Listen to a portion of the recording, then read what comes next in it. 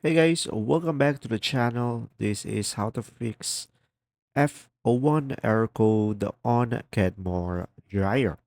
So first, disconnect the dryer from the power outlet to avoid electrical shock.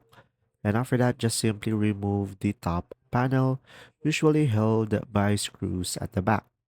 Now locate the main control board, often mounted near the top rear. And after that, just simply inspect the board for burnt spot, blown components, or loose wires, and pay close attention to the relay contacts.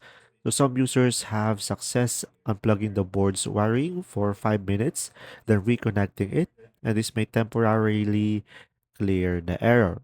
Now, if the damage is visible or the error returns, the main control board must be replaced.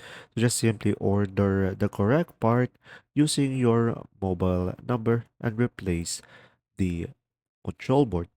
There you go. See ya.